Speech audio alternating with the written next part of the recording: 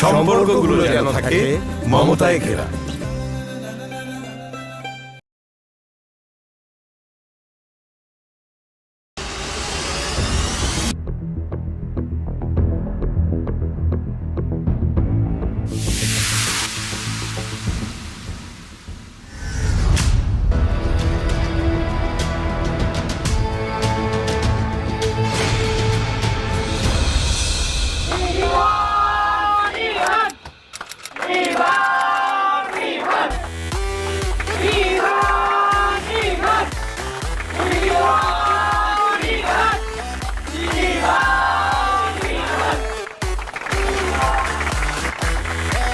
Good evening, everyone.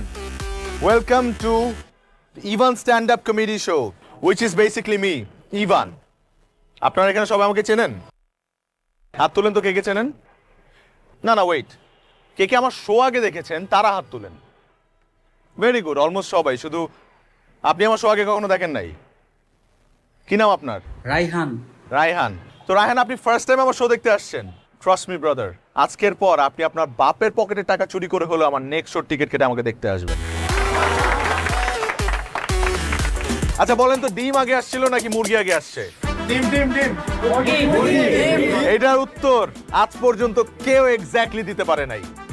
আপনারাও পারবেন না, আমিও পারবো না। এবার এক লোক মুরগির একটা ফার্ম দিছে, সো তার অনেকগুলো মুরগি, বাট লোকটার একটাই আফসোস যে কেউ না ঠিকঠাক মতো ডিম দিচ্ছিল না। সো সে সবগুলো মুরগিকে একত্রিত করলো এবং বলল যে আপনারা যদি প্রত্যেকে প্রতিদিন 3টা করে ডিম না দেন তাহলে আপনাদেরকে জবাই করে ফেলা হবে। আমার যোগ এখনো শুরু হয় নাই। তারপরের দিন থেকে সবাই ডিম দেওয়া শুরু করলো। একজন 5টা, একজন 10টা, একজন 11টা এরকম ডিম দেওয়া শুরু করলো। কিন্তু একটা মুরগি শুধু একটাই ডিম দিল। কেন? সাথে সাথে ওকে ধরে জবাই করতে নিয়ে যাচ্ছে। ঠিক সেই মুহূর্তে মুরগিটা বলছে, স্যার প্লিজ আমাকে একটাবার এক্সপ্লেইন করার সুযোগ দেন। তখন বললো, হ্যাঁ ঠিক আছে বল, কি বলবি? তখন মুরগিটা বললো, স্যার বিশ্বাস করেন আমি একটা মোরগ, এর থেকে বেশি ডিম দেওয়া আমার পক্ষে সম্ভব না, অনেক কষ্টে একটা ডিম দিচ্ছি।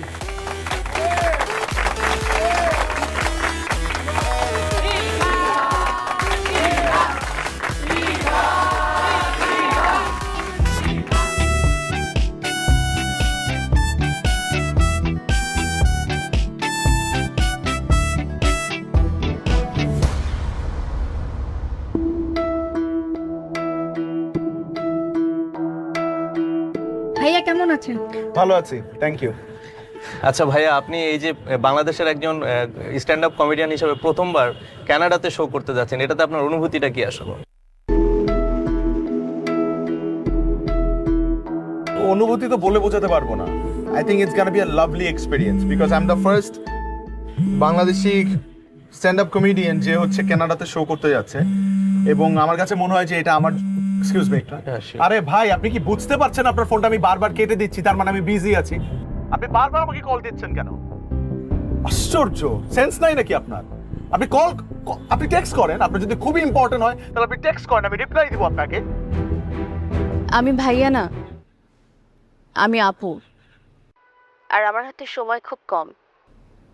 আপনার রিপ্লাই দেখার মতো সময় আমার কাছে নেই। আমি 6তলার ছাদে বসে আছি। আজ খুব সুন্দর করে সেজেছি। আর আমার হাতে 1 কাপ কফি আছে। এই কফিটা শেষ হতে যতক্ষণ সময় লাগবে ততক্ষণ আমি পৃথিবীর বুকে আছি।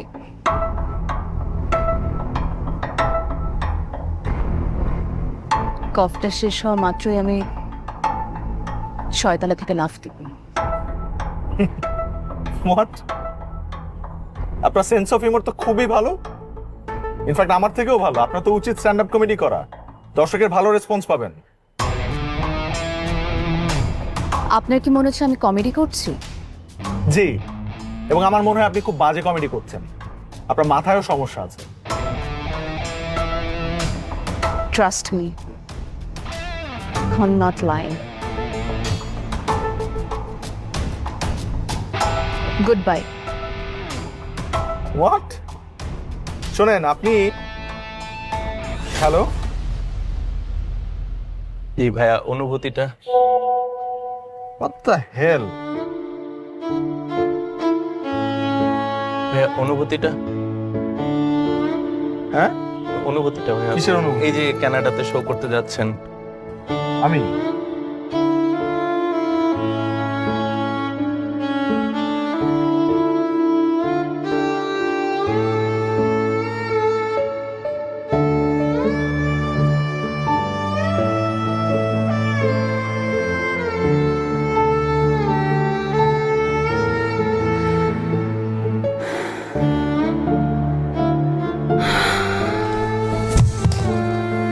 লুবনাদার বিচার চাই লুবনাদার বিচার চাই লুবনাদার বিচার চাই লুবনাদার বিচার চাই লুবনাদার বিচার চাই লুবনাদার বিচার চাই লুবনাদার ফাঁসি চাই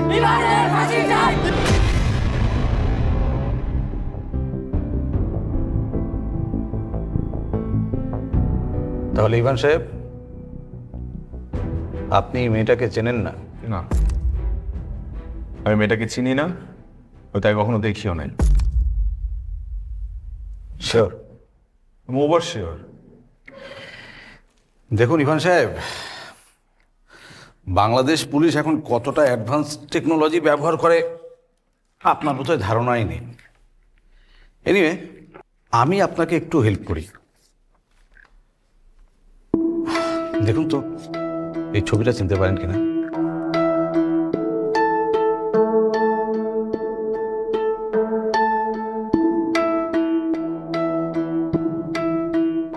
কি কিছু মনে পড়ছে? দেখুন স্যার, আমি একজন পাবলিক ফিগার, সে কারণে অনেক মানুষই আসে আমার সাথে ছবি তুলতে, আমি তাদের আবদার পূরণ করার জন্য ছবি তুলি, but I cannot exactly recall যে কখন এই মেয়েটার সাথে আমি ছবি তুলেছিলাম। ঠিক আছে, ঠিক আছে, আমি তাহলে আপনাকে আরেকটু সাহায্য করার চেষ্টা করি। দেখুন, আমাদের কাছে গত 15 দিনের আপনার ফোন কলের একটা লিস্ট আছে। নাম্বারটা থেকে আপনি কয়েকবার ফোনটা ধরেছেন, এই যে শেষে নাম্বারটা আপনারা ব্লক করে দিয়েছেন। দেখুন,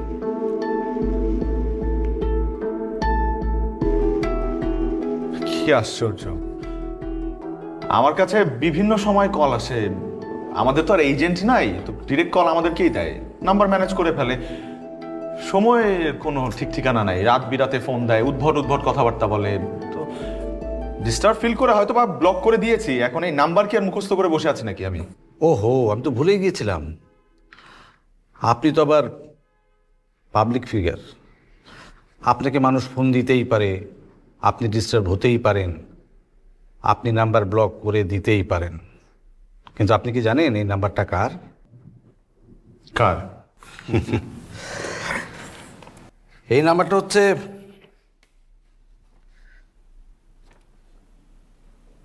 সেই মেয়েটার যে আপনার শো চলাকালীন সুইসাইড করেছিল।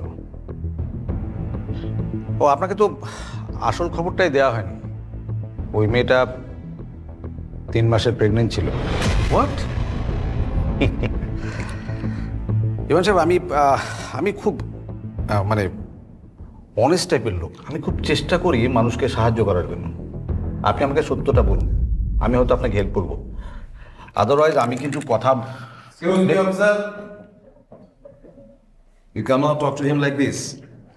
আপনি আমি advocate Zahirul Islam, is my client. এই নিন ওর বের পেপার।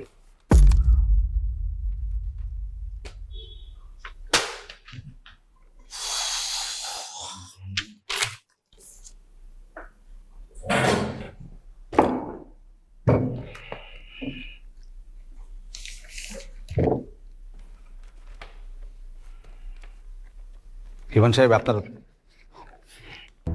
আপনার বেল হয়ে গেছে, আপনি আসতে পারেন। আর শুনুন শুনুন, আপনার বেল হয়ে গেছে তার মানে এই না যে আপনি আমার নজর থেকে বেরিয়ে যাচ্ছেন। একটা কথা খুব ভালো করে শুনে রাখুন, আপনি আমার অনুমতি ছাড়া এই শহরের বাইরে একটা পাও দেবেন না।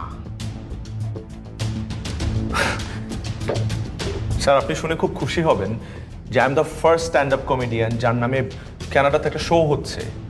So I have to be there. আগামী 10 তারিখে আমার ফ্লাইট। আমি বোধহয় আপনাকে কথাটা বোঝাতে পারিনি, অথবা আপনি বুঝতে পারেননি। আমি আপনাকে বলেছি আপনি এই শহরের বাইরে একটা পাও দেবেন না। দেশের বাইরে তো দূরের কথা। অফিসার, কোর্ট উইল ডিসাইড ইট। চলো।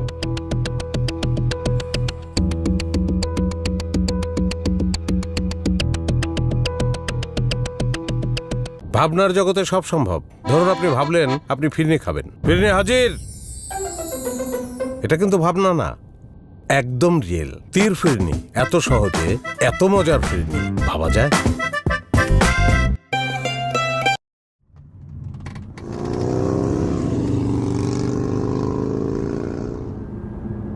Ivan, we need to talk. বলো। দেখ, তোকে পুলিশ অ্যারেস্ট করার পর থেকে তোকে ছাড়ানো পর্যন্ত এই কয়েক ঘন্টা আমি কোথায় কোথায় গিয়েছি, কি কি করেছি, সেগুলো বলে আমি তোর কাছে হিরো সাজতে চাই না। বাট তোর ভাই হিসেবে এবং তোর লয়ার হিসেবে আমার কিন্তু জানার অধিকার আছে পুরো ঘটনাটা কি ঘটেছিল। বল। বাই এনি চান্স ভাইয়া তুই কি আমাকে অবিশ্বাস করতেছিস? আরে বিশ্বাস অবিশ্বাসের কথা বলছি না এখানে। তুই বুঝতে পারছিস না তুই কত বড় একটা ঝামেলার মধ্যে ফেসে গেছিস। দেখ, ভাই হিসেবে আমার সাথে শেয়ার কর, না শেয়ার করলে আমি কি করে সবকিছু ম্যানেজ করবো বল?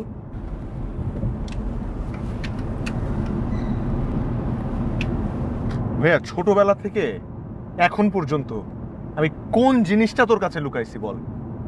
প্রথম প্রেম, প্রথম স্কুল বাঙ্ক করা, প্রথম সিগারেট খাওয়া, ইনফ্যাক্ট প্রথম সালমান শাহ সিনেমা দেখতে যাওয়া, ওটাও তো আমি লুকাই লুকাই গেছি, কিন্তু তোকে বলে গেছি। তো তোর কাছে মনে হয় যে এত বড় একটা জিনিস আমি তোর কাছ থেকে লুকাবো? দেখ, আমি সেটা মিন করতে চাইনি, বাট মানুষ হচ্ছে পৃথিবীতে সবচেয়ে রহস্যময় প্রাণী। দেখ ইভান, আমি তোর লয়ার হিসেবে বলছি, আমি যদি পুরো ঘটনাটা ক্লিয়ার না হই, না জানি, তাহলে তোকে আমি কোর্টে কি করে নির্দোষ প্রমাণ করব বল? আমাকে তো জানতে হবে পুরো ব্যাপারটা। আরে ঘোড়ার ডিম, আমি নিজেই তো কিছু জানি না। হুট করে আমার শোয়ের মাঝখানে অচেনা একটা মেয়ে আমাকে কল দিয়ে বললো যে সুইসাইড করবে, এন্ড লিটারালি সে সুইসাইড করলো। হোয়াট দ্য হেল, লাইফ এত সস্তা। কিন্তু এটার সাথে আমার লিঙ্ক কোথায়? আমি মানে how am I even connected to this?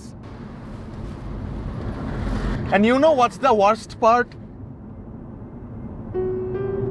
বেটা 3 মাসের প্রেগনেন্ট ছিল সে। শুধু তাই না, এর চেয়ে ভয়াবহ ঘটনা ঘটছে।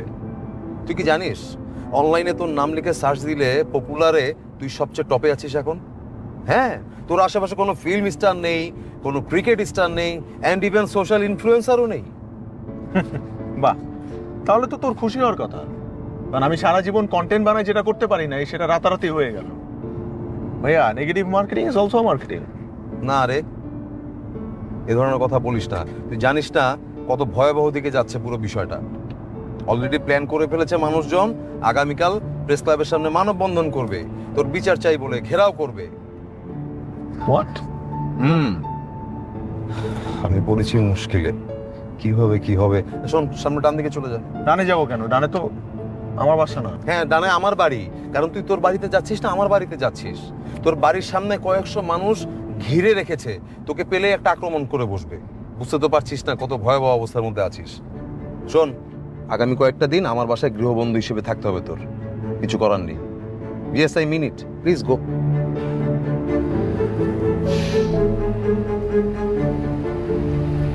আঙ্কেল আন্টি আমাকে অনেকবার কল দিয়ে ফেলেছে, ওনারা ভীষণ টেনশনে আছে।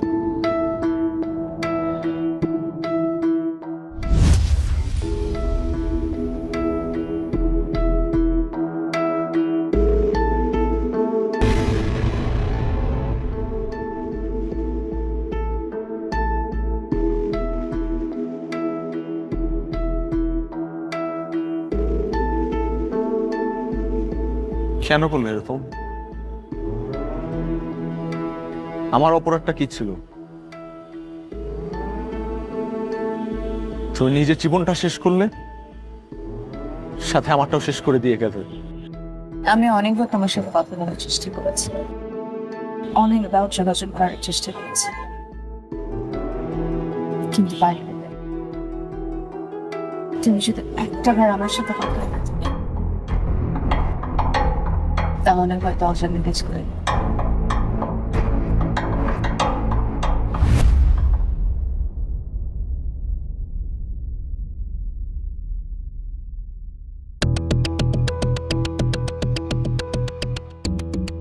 ইভান, ইভান উঠেছিস? ইভান, ইভান একটু নিচে আয় তো।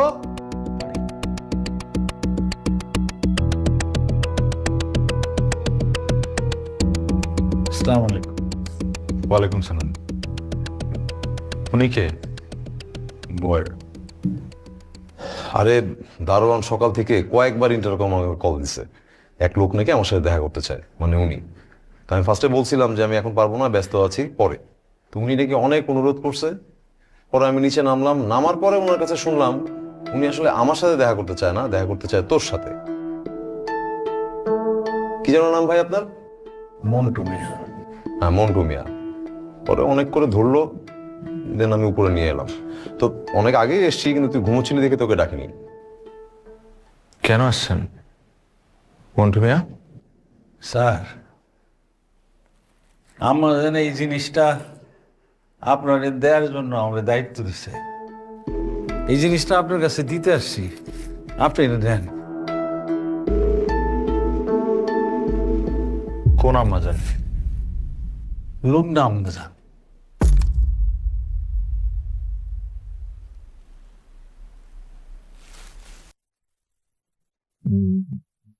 মানে যিনি ছাদ থেকে পড়ে মারা গেছে উনি? জি জি স্যার।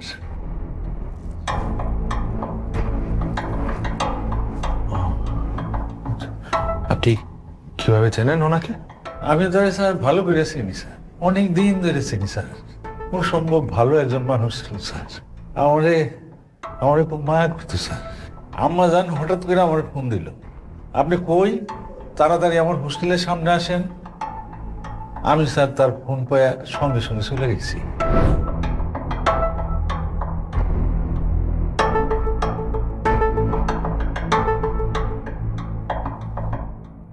আপা, আসসালামু আলাইকুম। ওয়ালাইকুম আসসালাম। কি ঘটনা, কি সমস্যা? আপনি এত বারবার করে ফোন দিতেছেন, আর আপনার এরকম লাগতেছে কেন?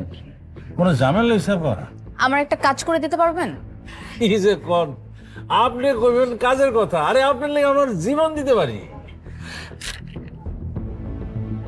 এই খামটা এই ঠিকানায় পৌঁছে দিতে পারবেন? আপাই যে কি কোন, ঠিকানা লেখা আছে, পৌঁছে দেওয়া কি কোনো ব্যাপার? খামের ভিতরে আছে কি? এটার মধ্যে একটা চিঠি আছে, বুঝছেন? আপনি এই লোকটার হাতে দিবেন, না হলে অনেক ঝামেলা হয়ে যাবে। এই চিঠিটা ওনার হাতে দিয়েন। হ্যাঁ, জি আপা। ৭৭ পি পূর্ব রামপুরা, রামপুরা, ঢাকা। কোনো অসুবিধা নাই। এই চিঠি আমার জীবন থাকতে ওনার হাত ছাড়া অন্য কোথাও যাবে না, এই বিষয়ে আপনাকে নিশ্চিন্ত থাকতে পারেন। আপনার মনটা কি খুব বেশি খারাপ? আপনার সব ঠিকঠাক তো আপা? আপনার জানি কেমন লাগতেছে আপা? আপনি ভালো থাকেন।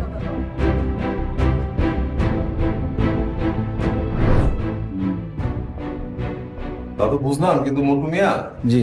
আপনার কাছে তো ইভানের বাসার ঠিকানা ছিল, সেখানে না যে আপনি আমার বাসার ঠিকানা খুঁজে বের করে এখানে আসছেন কেন? আরে প্যাচ তো এখানেই লেগে গেছে স্যার। আপায় নিজ হাতে এই স্যারের বাসার ঠিকানা লিখে দিছে। আমি সেই ঠিকানা নিয়ে স্যারের বাসায়ও গেছি স্যার। যে দেখি পুলিশ, ঝামেলা, এরপর তো থানা। স্যার যখন থানার ভিতরে ছিল, আমি তখন স্যার বাইরে বসে বসে অপেক্ষা করতেছিলাম স্যার। আপনি আইলেন, আপনি যাওয়ার পর তো ওই স্যারে আপনার সঙ্গে একসাথে আসলো, আপনারা গাড়ি নিয়ে চলে আসলেন। আমিও স্যার ওই সিএনজি নিয়ে সোজা এই আপনাকে বাড়ির গেটে। তারপর এই দারোয়ানের লোকে এই যে এতক্ষণ স্যার আমি বসে রয়েছি। আমার কথা যদি বিশ্বাস না হয়, দারোয়ানের জিজ্ঞেস করে দেখতে পারছি। ঠিক আছে।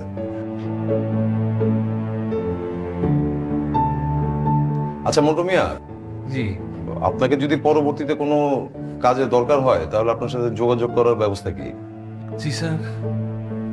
আপনি কি চান না আপনার লাবণী মায়ের যে একটা হত্যা হয়েছে, এই হত্যার সুষ্ঠু বিচার হোক?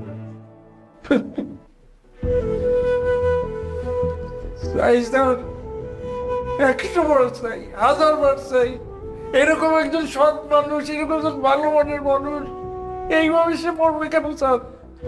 যার জন্য, যে কারণে তার মৃত্যু হয়েছে স্যার, তার একটা সুষ্ঠু বিচার হোক স্যার। আমার যদি আপনার কোনো পেমেন্ট লাগে, মানে আমারই কোনো দরকার হয় স্যার, এই যে হিরে স্যার আমার মোবাইল নাম্বার, যদি কোনো কারণে স্যার ফোনে আমরা না পান তাহলে স্যার দয়া করে এই কলমপুর বসতে যাইবেন। যে কাউরে বললেই হইব যে এই মন্টু সিএনজি ড্রাইভার একটু ডেকে দাও, আমার ডেকে দিব স্যার, আমার বাড়ি চাই আপনার নিয়ে দেব স্যার। আসি স্যার, আসসালামু আলাইকুম।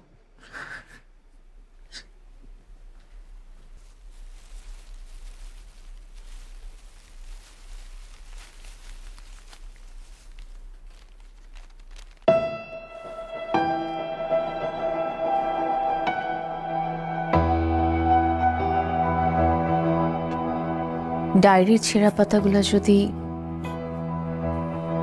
আপনার হাতে এসে থাকে, তার মানে মন্টু মিয়া তার কাজটি একদম ঠিক মতো করেছে। আমি মন্টু মিয়াকে কিভাবে চিনি সে প্রসঙ্গে পরে আসছি। আগে আমার পরিচয়টা দিই। আমি লুবনা রহমান, বাবা মায়ের খুব আদরের মেয়ে। জীবনটা একেবারে রূপকথার মতো হতে পারত, কিন্তু হয়নি।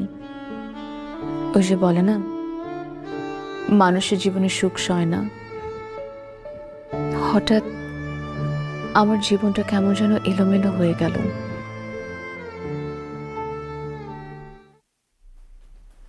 কি রে লুবনা, তুই যে আজকে দুপুরে খেলি না, খাবারগুলো নষ্ট হয়ে গেল না? আপু আমি তো রোজা। রোজা? আজকে আবার কিসের রোজা? আজকে বৃহস্পতিবার আর আমার মায়ের মৃত্যুবার্ষিকী। আন্টি নেই, আমি জানতাম তোর বাবা নেই, কিন্তু আন্টি মারা গেছে রোজা জানতাম না রে। আম্মু ক্যান্সারে মারা যান। বাবার যখন ক্যান্সার ধরা পড়ে তখন একদম লাস্ট স্টেজ ছিল, আমাদের কিছু করার সুযোগ ছিল না। আর মার যখন ক্যান্সার ধরা পড়ে তখন সবকিছু করে ফেললাম, তাও মাকে বাঁচাতে পারলাম না। আরে মনে কষ্ট নিস না। কষ্ট নিচ্ছে না, মার কেমোথেরাপি দিতে দিতে আমাদের সব ফুরিয়ে যায়। তাও যদি মাকে ধরে রাখতে পারতাম। কিন্তু মা চলে যাওয়ার আগে আমার মা কেন জানি বুঝতে পেরেছিলেন। তার সকল গয়না আমাকে দিয়ে যান এবং আমাকে বলে গেছিলেন পৃথিবী উল্টে যাক, যাতে গয়নাগুলো আমার হাতছাড়া না হয়। আমার মামনি বুঝতে পেরেছিলেন যে আমার সামনে কি দিন আসতে চলেছে। এই আপু, তুমি ইভেন্টের কাজ করবে? পার ডে 1000 টাকা। আমি তো করি, 20 দিন কাজ করলে 20,000 টাকা। খারাপ না কিন্তু। পার ডে 1000 টাকা করে দেয়? বাহ, কিন্তু আমাকে ইভেন্টের কাজ কে জোগাড় করে দেবে? আরে আমি আছি তো, আমি তো করি, আমি তোমাকে লিংক খুঁজে দিব। তাহলে দাও। ওকে। কি রে, তারপর মন খারাপ কেন? কি হয়েছে তোর বলতো? মন খারাপ না, টেনশনে আছি। আমি যে বাসায় যে টিউশনি করাতাম না, আজকে তো মাত্র মাসের প্রথম দিক। ওনাদের আজকে আমার বেতনটা দেওয়ার কথা ছিল, না দিয়ে হুট করে বিদেশে চলে গেছে 2 সপ্তাহের জন্য। এখন এই 2 সপ্তাহ আমি কিভাবে চলবো, কিভাবে এখানে ভাড়া দিব, কি করবো বুঝে উঠতে পারছি না। আমার হাতে একদমই টাকা নাই। চিন্তা করিস না, একটা ব্যবস্থা হয়েই যাবে। টেনশন করিস না, সব ঠিক হয়ে যাবে বোকা। কি ঠিক হবে? কিছুই তো ঠিক হচ্ছে না। আমি ভাবছিলাম কি, আমার মার গয়না থেকে কিছু গয়না বিক্রি করে যদি কিছু টাকা পাওয়া যেত। কি বলিস তুই এগুলা? এগুলো হচ্ছে তোর মার শেষ ভরসা, এগুলো তুই কেন বিক্রি করবি? এটা করিস না, একটু ধৈর্য ধর, সব ঠিক হয়ে যাবে। আমার আসলে চলার মতো কোনো টাকা নাই। আমার কাছে 100 টাকাও নাই। আচ্ছা ঠিক আছে, চল তাহলে আমার পরিচিত একটা দোকান আছে, তোকে ওখানে নিয়ে যাই। ওখানে গেলে তুই বাইরের থেকে খুব ভালো দাম পাবি, ঠিক আছে? তাহলে কি আজই যাবে? হ্যাঁ যাও যে। আচ্ছা ঠিক আছে, তাহলে তুই রেডি হয়ে নে, হ্যাঁ? হ্যাঁ ইফতারের আগে ফিরে হ্যাঁ হ্যাঁ হ্যাঁ, ওকে, ঠিক আছে। গরম গরম রুটি, সাথে সুজির হালুয়া, দুর্দান্ত জুটি। তবে জুটি জমাতে চাই তীর আটা ময়দার সুজি, কারণ তীর ছাড়া আমার চলেই না।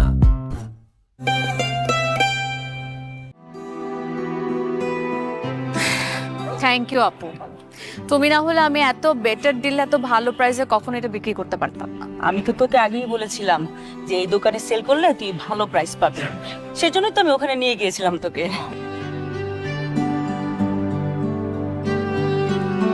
একটা রিক্সা নেই? না না, রিক্সা নেওয়া যাবে না, আমাদের কাছে এতগুলো টাকা না। চল আমরা একটা সিএনজি নিয়ে চলে যাই, ঠিক আছে? চল, আই সিএনজি, আয়। চাচা যাবেন? বুঝেবে উত্তরা 12 নম্বর সেক্টর। ভাড়া? মিটারে যা ওঠে তাই দিয়ে। আচ্ছা ঠিক আছে, চল। কি হয়েছে? ও এই বসেন তো, বসেন বসেন বসেন, এখানে বসেন।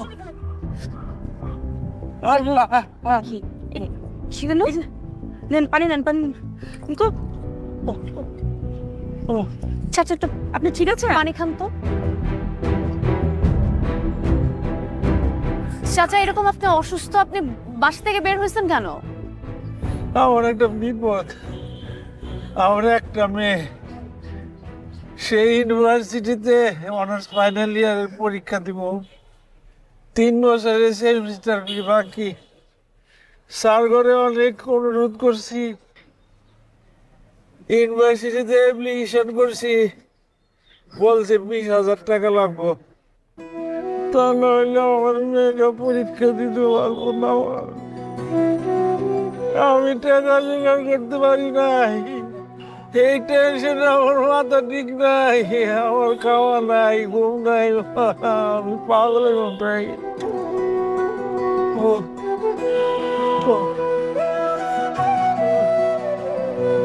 আচ্ছা তুই কি করছিস? টাকা দিচ্ছিস কেন?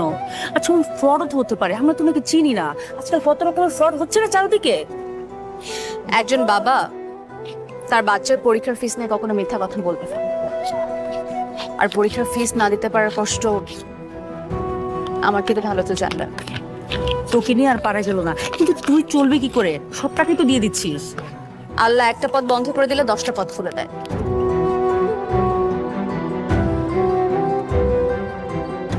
চাচা,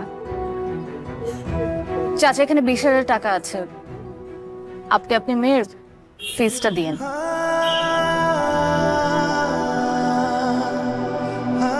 আপনার মানুষ না মা, আল্লাহ আপনার ফেরেশতা করে পাঠিয়ে দিছে। এই যুগে সন্তান বাপের 5টা টাকা দেয় না, আর আপনি 20,000 টাকা আমাকে দিয়ে দিলেন। আল্লাহ আপনার ভালো করুক মা, আমি সারা জীবন আপনার কাছে কৃতজ্ঞ মা। আমি প্রতি মাসে কিছু কিছু করে আপনার টাকাটা পরিশোধ করে দেবো মা। আপনার আপনি আমি বিরাট উপকার করেছেন, বিরাট উপকার করেছেন। আল্লাহ আপনার ভালো করুন। আমার জন্য দোয়া করেন চাচা। কি কোন মা, অনেক দোয়া করি, সারা জীবন দোয়া করি, আপনি অনেক ভালো মানুষ, আপনি ভালো থাকবেন। পুরো ডায়েরিটাই আপনার কাছে মন্টু মিয়াকে দিয়ে পাঠাতে পারতাম, কিন্তু ভয় ছিল যদি মন্টু মিয়া না পারে, তাই রিস্ক নেইনি। আমার যে শত্রু তার অনেক ক্ষমতা, সে একজন ভয়ানক পিশাচ। তাই আমি আমার ডায়েরির বাকি অংশটা একটা জায়গায় লুকিয়ে রেখেছি।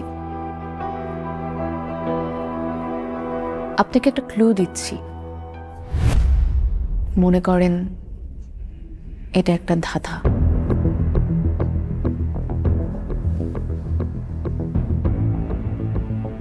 আমার জীবনটা একটা খোলা বইয়ের মতো, যার কয়েকটা পাতা আপনার কাছে আছে, অনেক কষ্টে জীবনের নৌকা তীরে ভেড়াতে চেয়েছিলাম, কিন্তু মাঝপথে নৌকা ডুবে হবো।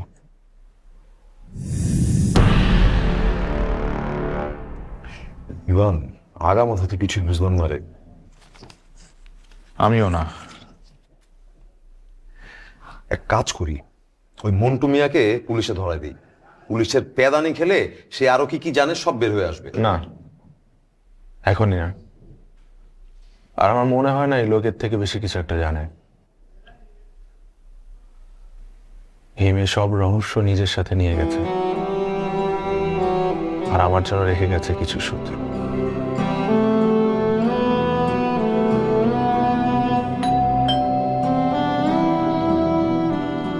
আসসালামু আলাইকুম। আপনাদের পার্সেল। আমি কোনো পার্সেল অর্ডার করিনি, একটা নেই। কি ব্যাপার, আপনি দরজা লাগাচ্ছেন কেন? আপু মনে হয় চোর। না না, আমি চোর না। ইভান, আপনি এখানে কি করছেন? আপনার জন্য লুবনা মেয়েটা ছাদ থেকে পড়ে আত্মহত্যা করেছে। হ্যাঁ, আমার জন্য লুবনা আত্মহত্যা করেছে, সেটা সবাই জানে, কিন্তু সেটা সত্য না। আমি নির্দোষ। আমার কোনো দোষ নেই, বিশ্বাস করে না। অবশ্য সেটা প্রমাণ করার জন্য আমার কাছে পর্যাপ্ত কোনো প্রমাণও নেই। শুধু আছে এই পৃষ্ঠা দুটো। এগুলো তো লুবনা আপুর হাতের লেখা। এগুলো আপনার কাছে কিভাবে আসছে? এটা যেভাবেই হোক আসছে আমার কাছে, কিন্তু পুরোপুরি আসেনি। এটা একটা ডায়েরি থেকে ছেঁড়া দুটো পাতা। আমার পুরো ডায়েরিটা দরকার, এবং সেটার জন্য আপনাদের সহযোগিতা দরকার। প্লিজ আমাকে হেল্প করুন, প্লিজ প্লিজ প্লিজ। আমরা কি হেল্প করবো আপনাকে?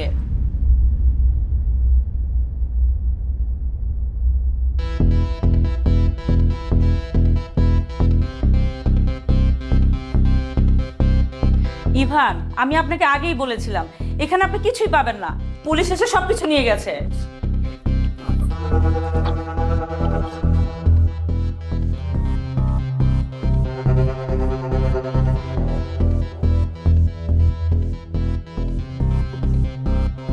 এই টেবিলটা কার? টেবিলটা আমার, পূর্ণ হয়ে গিয়েছিল তো তাই ওকে দিয়ে দিয়েছি।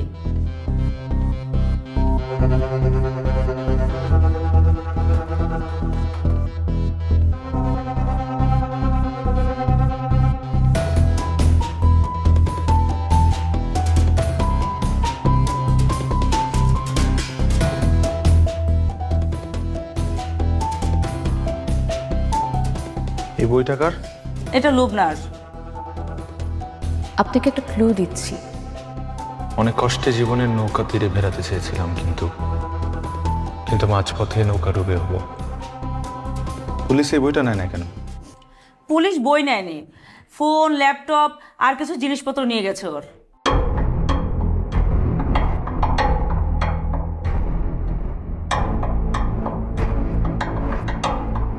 এই যে বই বিতান, এটা কোথায়? এটা তো ঠিক বলতে পারি না, তবে লুবনা আপু সবসময় নীলক্ষেত থেকে বই কিনতো।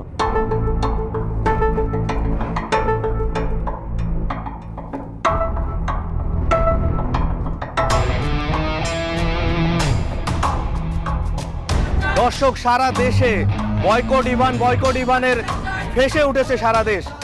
এই লুবনা হত্যার পিছনে যে ইভানের হাত, সেটি নিয়ে আমাদের আমজনতা যারা এখন মানববন্ধনে নেমেছে, আমরা এখন তাদের বক্তব্য শুনবো। এই যে লুবনা হত্যার পিছনে যে ইভানের হাত, সেটা নিয়ে কি বলবেন? বলবো যে ইভান দোষী, তার বিচার চাই। আমরা সবাই লুবনা হত্যার বিচার চাই, বিচার চাই, বিচার চাই। জনতা ফুঁসে উঠেছে এই ইভানের বিরুদ্ধে।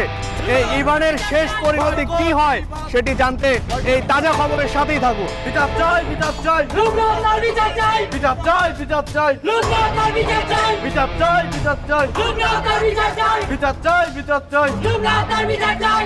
প্রত্যেকটা নিউজ পোর্টালের নিউজ লিড এখন তোকে নিয়ে হচ্ছে। শিট। ফেসবুক, টুইটার, ইনস্টাগ্রাম, এমন কোনো জায়গা নেই যেখানে তোকে নিয়ে আলোচনা হচ্ছে না।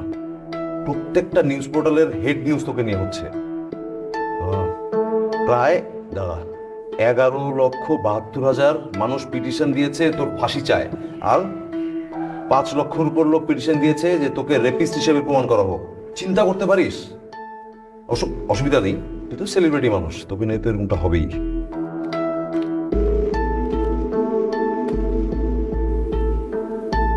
এই ভালো কথা, তুই বাইরে কোথায় গিয়েছিলি? পাগল নাকি? মানুষজন তো তোকে এখন চেনে, তোকে তো পেলে তো একদম পিটিয়ে মেরে ফেলবে। তুই জানিস আমি তো লয়ার, এই জন্য আমার সাথে অ্যাকাউন্টে কত মানুষ মেসেজ করেছে আমাকে থ্রেড দিয়ে, গালাগাল করে। পাগল, গিয়েছিলি কোথায়? ভাই আমি তোকে না বলে ওই মেয়েটার হোস্টেলে গিয়েছিলাম। যদিও আমি কিছু পাইনি এই বইটা ছাড়া, রবি ঠাকুরের একটা বই নৌকাডুবি, এর ভেতরে একটা মানি রিসিট পেয়েছি, সেটাও নীলক্ষেতের একটা বইয়ের দোকানের। আরে তুই পাগল নাকি ইভান? ওই মেয়ের রুম সিজ করেছে না পুলিশ, তুই তো কিছু পাবিও না। আর তুই পাগলের মতো ওখানে কেন গেলি? হ্যাঁ, আমার কাছে মনে হয় আমার জন্য রেখে যাওয়া ক্লুগুলোর মধ্যে এটাও একটা। মানি রিসিট, না ইভান, এগুলি সবই তোর অনুমান। নিজেকে নির্দোষ প্রমাণ করার জন্য এটা ছাড়া আমার আর কোনো উপায় আছে ভাইয়া?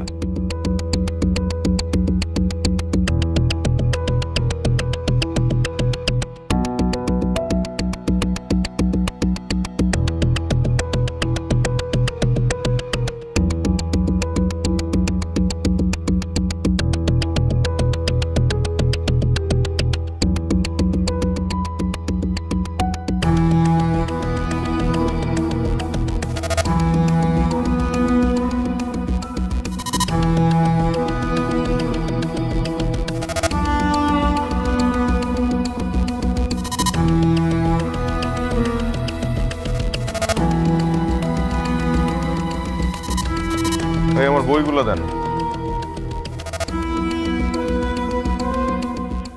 ভাই আপনি এতদিন কোথায় ছিলেন? আপনাকে অনেক ফোন দিয়েছি, ফোন দিতে ফোনটা আপনার বন্ধ। জানেন আপনি এই বইগুলি কত কষ্ট করে এনেছি, পাবলিশারকে দিয়ে লেখককে ফোন দেওয়া হয়েছি, তারপরে বইগুলি আসছে। আর একটু ব্যস্ত ছিলাম ভাই। আমাকে বইগুলি দিয়ে দিব? জি।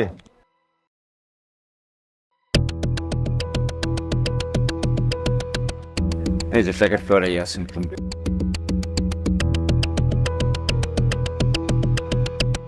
টাকা দেয়া আছে? জি ঠিক আছে, থ্যাংক ইউ।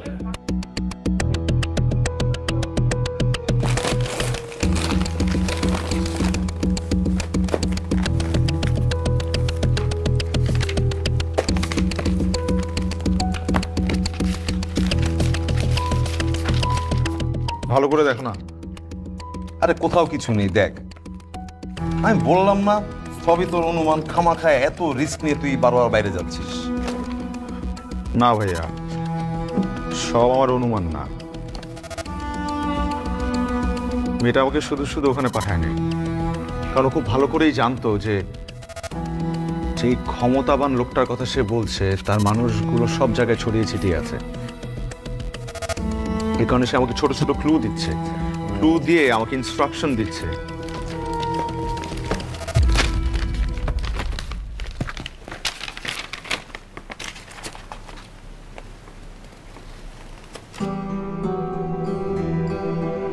প্রিয় সাজিদ, তোমার জীবন হোক আনন্দময়। শুভেচ্ছান্তে লেখকের নাম। এই সাজিদটা কে?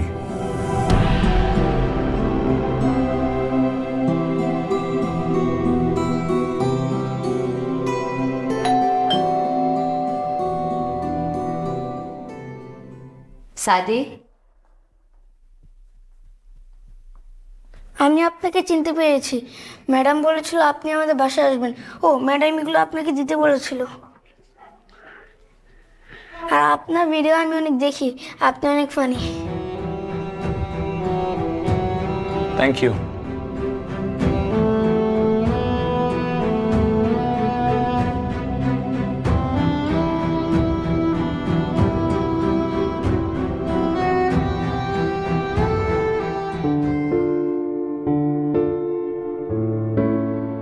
একবার একটা ইভেন্টে কাজ পেলাম, কোনো একটা corporate event.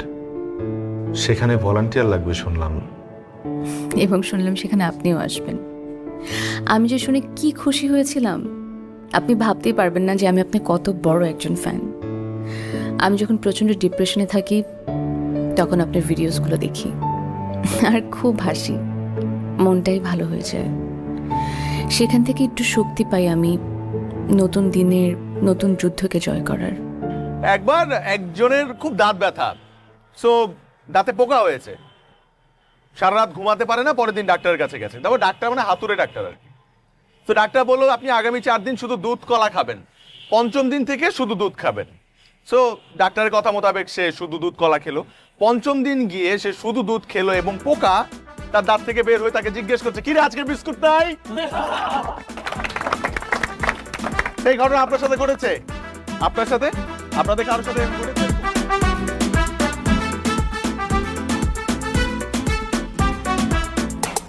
Thank you guys for being on my show.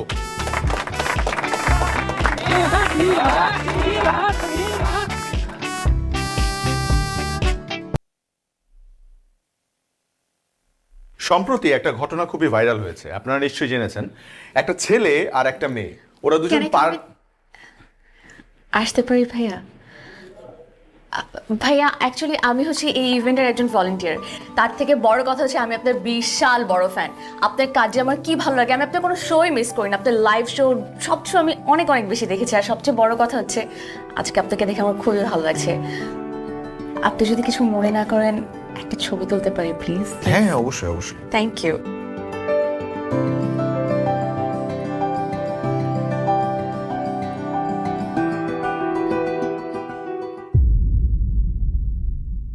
আরে লুবনা, তুমি এখানে কি করছো?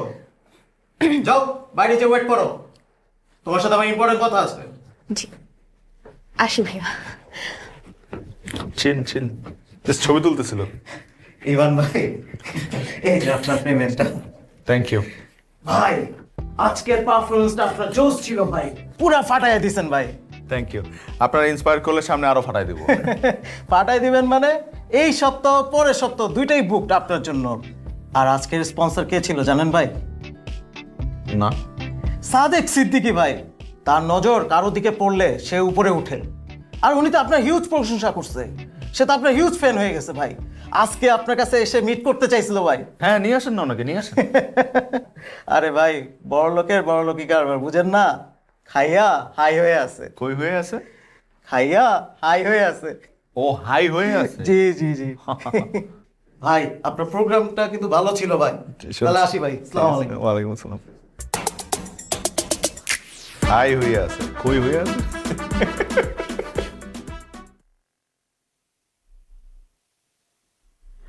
ভাইয়া কি জানি বলবেন বলছিলেন? ও হ্যাঁ লুবনা, তোমার জন্য একটা কাজ আছে। কাজ না ঠিক, অ্যাসাইনমেন্ট বলতে পারো। সেরকম অ্যাসাইনমেন্ট? আমাদের এখানে একজন ভিআইপি গেস্ট এসেছেন, তার নাম হচ্ছে শাহেদ সিদ্দিকী। তার কাছে যাবে, একটু তাকে এন্টারটেইন করবে। কিরকম এন্টারটেইনমেন্ট? আর হ্যাঁ, কি বলে, তুমি ওনার কাছে যাবে, যে একটু জাস্ট যা লাগে তা একটু সার্ভ করবে, ফুড টুড সার্ভ করবে, আর একটু কোম্পানি দেবে, এই আর কি।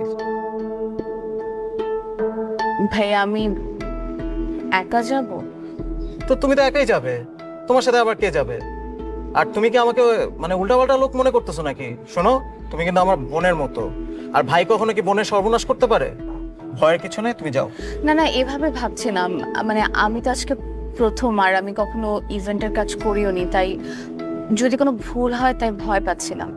আরে ভয়ের কিছু নাই, এভরিথিং ইজ মাই কন্ট্রোল। তুমি জাস্ট যাবে, যে একটু দেখবে।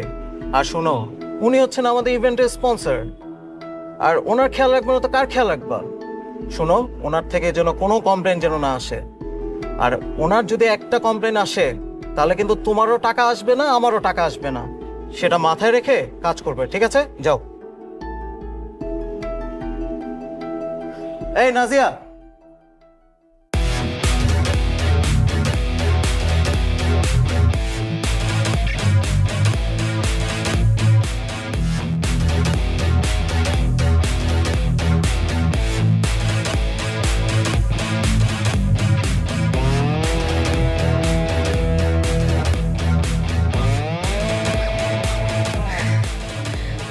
হ্যালো স্যার, আমি কিভাবে আপনাকে হেল্প করতে পারি? আপনার কিছু লাগবে? Make a drink.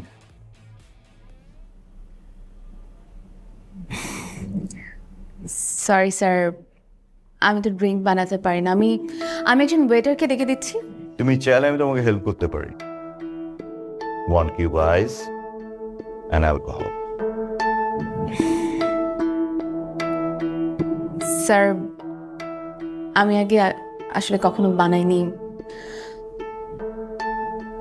তুমি কি চাচ্ছ আমি তোমার ম্যানেজারকে কল করে বলি তুমি কাছে করতে চাচ্ছ না?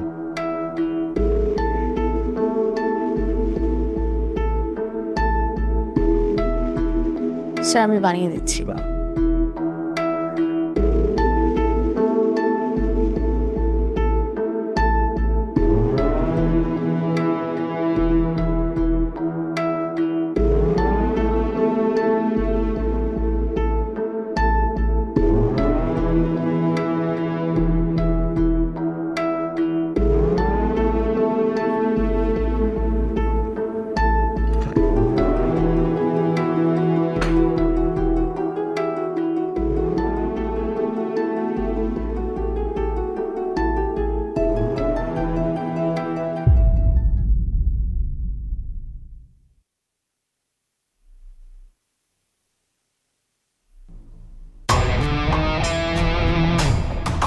স্যার কি করছেন আপনি?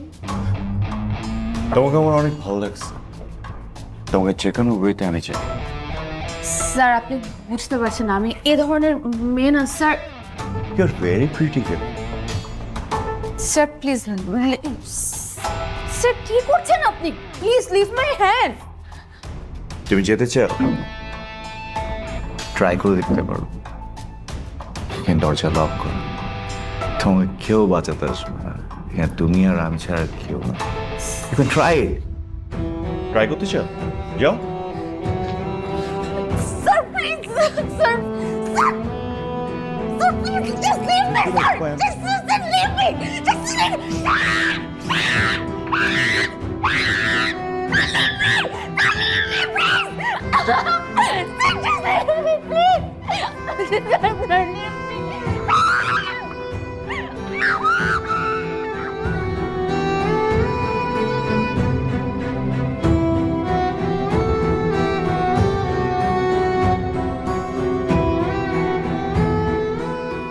জানোয়ারটা আমাকে চিড়ে খুঁড়ে খেয়েছে। আমি চিৎকার করে সবাইকে ডাকছিলাম, কিন্তু কেউই আসলো না। বাইরে কিছু মানুষও দাঁড়িয়েছিল, মনে হচ্ছিল যে তারা আমাকে দেখেও দেখছেন না। আসলে এত জোরে মিউজিক ছিল যে আমার কণ্ঠ আসলে বাহির পর্যন্ত পৌঁছায়নি। ইভান ভাই, আমি আপনাকেও ডেকেছিলাম, কিন্তু আপনিও শুনলেন না।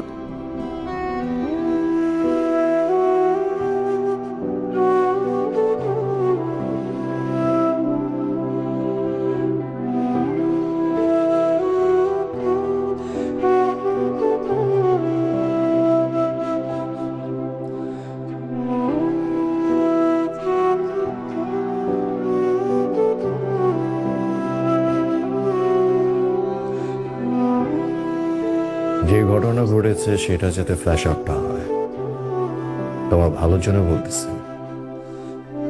সালেক সিদ্দিকী কি করতে পারে সেটা সম্পর্কে তোমার কোনো ধারণা নেই, কথাটা যেন মনে থাকে।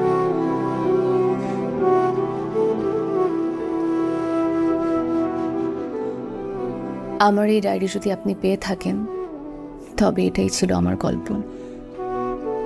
আমি পৃথিবীতে নেই, কিন্তু আমি যেভাবে চলে গিয়েছি এভাবে আমি যেতে চাইনি। আমাকে বাধ্য করা হয়েছে। আমার এই মৃত্যুর জন্য যারা দায়ী তারা যেন কখনো ছাড় না পায়।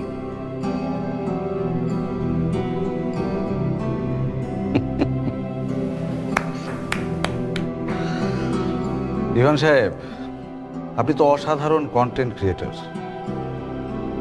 কিন্তু জানেন আপনার এই রূপকথার গল্পে কোনো লাভ হবে না। স্যার, আমি অলরেডি সারেন্ডার করে দিয়েছি। দেখেন, আমি আপনার কাজটা দিতে স্যার, আমার শাস্তি হবে, আমি জানি আমার শাস্তি হবে। তেমন একটা অনুরোধ স্যার, প্লিজ এই ডায়েরির লেখাগুলো যে লুবনার, সেটা একটা আবার ফরেনসিক করেন প্লিজ। আর ওর পোস্টমর্টমটা আরেকটা বার করেন স্যার। এই পৃথিবী থেকে দুটো অসহায় প্রাণ চলে গেছে স্যার। আমি হয়তো বা চলে যাব, কিন্তু তার আগে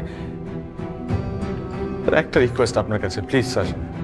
স্যার, অসহায় দুটা মানুষের হত্যার বিচার আমি চাই sir, please sir, please sir, please. Sir, আমি চাই যারা এর পেছনে আছে তাদের শাস্তি হোক স্যার, প্লিজ। আপনি আমার সম্পর্কে কতটুকু জানেন আমি ঠিক জানি না। আমি একটু বাড়াবাড়ি রকমের সৎ, আর এই সততার কারণে না প্রায়ই আমাকে ঝামেলায় পড়তে হয়।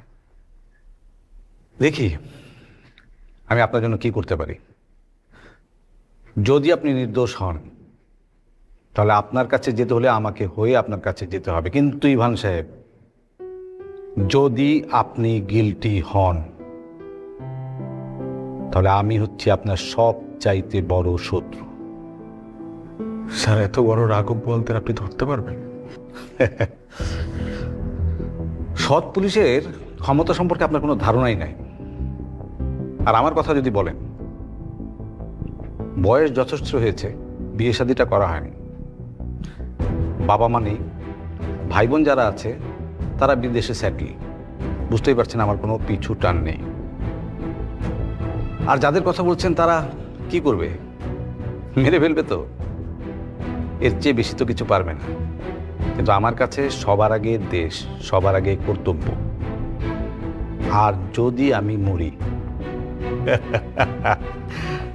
একা মরব না, 10টাকে নিয়ে মরব।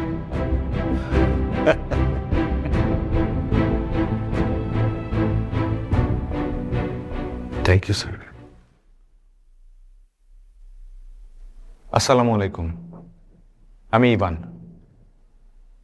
এ দেশের একজন নগণ্য কন্টেন্ট ক্রিয়েটর। আমার কাজ আপনাদের সবাইকে বিনোদন দেওয়া, এবং তার বিনিময়ে আমি আপনাদের ভালোবাসা পেয়েছি, অনেক ভালোবাসা পেয়েছি। সেটার জন্য আমি চিরকৃতজ্ঞ। রিসেন্টলি আমার সাথে একটা খুব বাজে ঘটনা ঘটে, যে ঘটনার মধ্যে দিয়ে আমি একটা অনেক বড় শিক্ষা পাই, এবং আমি চাই সেই অভিজ্ঞতাটা আপনাদের সবার সাথে শেয়ার করতে। এক অসহায় মেয়েকে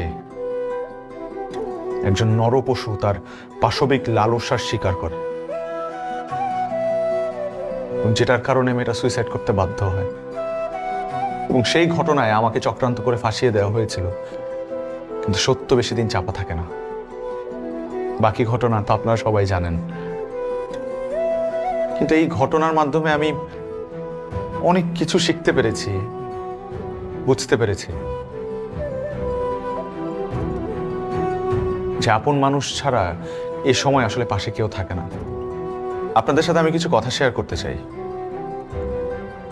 আমাদের দেশে, আমাদের চারপাশে এমন অনেক ঘটনা ঘটে যেগুলো দেখার সাথে সাথেই আমরা রিয়াকশন দিয়ে ফেলি। অ্যাজ আ নেশন আমরা খুব জাজমেন্টাল, খুব জলদি বিচারকের আসনে বসে যাই। বাট ইংরেজিতে একটা কথা আছে, ডোন্ট জাজ আ বুক বাই ইটস কভার। এমন অনেক ঘটনা ঘটে যেগুলা দেখে আমরা আবেগপ্রবণ হয়ে এমন প্রতিক্রিয়া দেখিয়ে ফেলি যেটার জন্য মূল অপরাধী আড়ালে চলে যায়, এবং একজন নিরপরাধী মানুষ সে দোষী হয়ে যায় সবার সামনে। আমরা যেন অতি আবেগে বিচারকের আসনে বসে অগ্রিম রায় দিয়ে না ফেলি, একটু ধৈর্য ধরি। এই দেশটা আমাদের সবার। আমরা যদি চেষ্টা করি তাহলে এই দেশটাকে আরো অনেক দূরে নিয়ে যেতে পারবো। আপনারা সবাই ভালো থাকবেন এবং আমার জন্য দোয়া করবেন, আমি যাতে আরো অনেক দিন আপনাদেরকে বিনোদন দিয়ে যেতে পারি। Thank you. I love you all.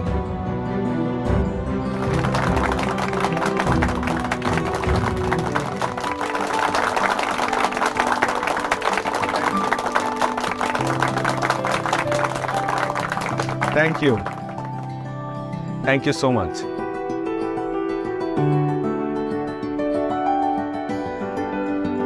আমি আজকে 3-3.5 মাস পর শো করছি।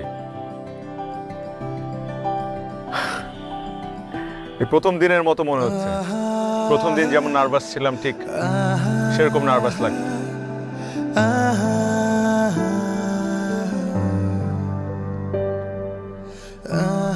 Now it's time to say goodbye. কিন্তু আজীবনের জন্য না, জাস্ট 1 মাসের জন্য। There's a very good news. আমি আমেরিকা যাচ্ছি একটা শো করার জন্য।